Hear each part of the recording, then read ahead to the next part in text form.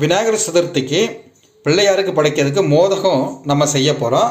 பாருங்கள், இந்த மோதகம் செய்கிறதுக்கு நம்ம வந்து ஒரு பவுலில் கிட்டத்தட்ட ஒரு 1/4 கிலோ அளவுக்கு பச்சைப்பயிறு சிறுபயிறு நம்ம எடுத்துருக்குறோம். இதை இப்போ கழுவி குக்கரில் போட்டு ஒரு 3/4 பதத்துக்கு நம்ம வேக வச்சு எடுக்கணுங்க.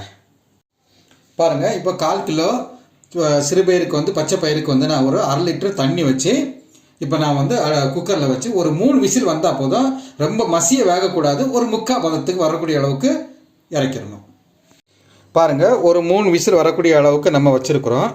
நீங்கள் 3 விசில் வரல அப்படின்னு சொன்னால் அப்படி வைக்க வேண்டாம்னா சிம் பண்ணி வச்சுட்டு சிம்மில் வச்சுட்டு ஒரு 15 நிமிஷம் அப்படியே வச்சா போதும். இந்த மாதிரி அழகாக நல்லா வெந்து வந்துடும். இப்போ இதில் அடியில் வந்து கொஞ்சமாக தண்ணி இருக்குது பாருங்கள். இதை வந்து நம்ம வடிகட்டி ஒரு 10 நிமிஷம் வந்து இதை அப்படியே உலர வச்சிடலாம். அந்த பச்சை பயிரை பாருங்கள், இந்த மாதிரி நம்ம வந்து ஆற வைக்கணும். ஏன்னா சூடும் கம்மி ஆகணும், அந்த இதில் உள்ள ஈரத்தன்மை போகணும். ஏன்னா நம்ம சர்க்கரை போட்டு இது மிக்ஸ் பண்ணும்போது இன்னும் கொஞ்சம் அதை வந்து ஒரு மாதிரி ரொம்ப தண்ணி மாதிரி ஆயிடக்கூடாது. அதுக்காக நம்ம இந்த மாதிரி உலர வைக்கிறோம். ஏலக்காய் லவங்கமும் நம்ம அதில் போட்டுடலாம். இப்போ இது கூட வந்து நம்ம அதே அளவுக்கு ஒரு 1/4 கிலோ அளவுக்கு வந்து நம்ம நாட்டு சர்க்கரையும் போடணும். நீங்கள் சர்க்கரையை வந்து நம்ம ரொம்ப கவனமாக வாங்கணும். ஏன்னா இது வந்து நான் நல்ல குவாலிட்டியாக பார்த்து தரமாக வாங்கியிருக்கிறேன். நீங்களும் இந்த மாதிரி அழகான குவாலிட்டியாக பார்த்து வாங்கினா மோதகம் வந்து ரொம்ப ரொம்ப ருசியாக வராங்க. பாருங்கள், இப்போ இதை வந்து நம்ம வந்து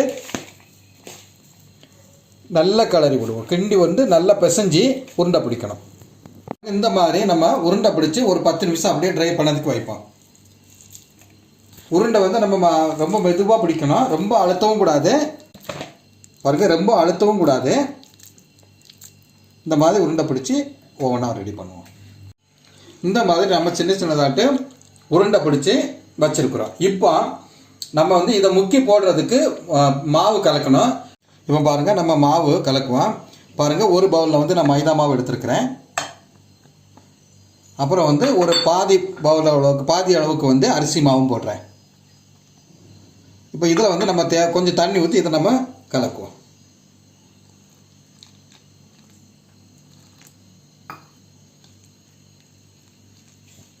தோசை மாவு பதத்துக்கு நம்ம கலக்கி எடுத்துருக்குறோம். இப்போ வந்து நம்ம வந்து மோதகம் பண்ணுறதுக்கு எண்ணெயை அடுப்பில் வைக்கலாம். பாருங்கள், ஒரு பாத்திரத்தை அடுப்பில் வச்சு நம்ம எண்ணெய் ஊற்றிருக்கிறோம். எண்ணெய் வந்து கொஞ்சம் நல்லா சூடாகட்டும். எண்ணெய் நல்லா காஞ்சிடுச்சு. இப்போ நம்ம வந்து இதில் முக்கிய நம்ம வந்து போடுவோம். பாருங்கள், மெதுவாக வந்து இது போடுவோம். இது ஒவ்வொன்றா எடுத்து நம்ம போடுவோம். முக்கிய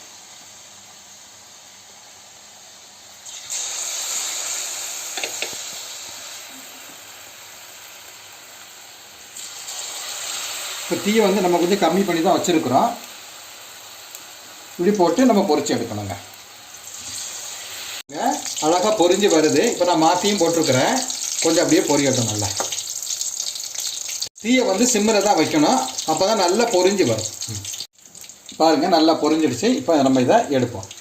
ஒரு 5 நிமிஷம் நம்ம இப்போ மாற்றி போட்டு ஒரு 5 நிமிஷம் எடுத்தாலே போதும். நல்லா வெந்து வந்துடுங்க.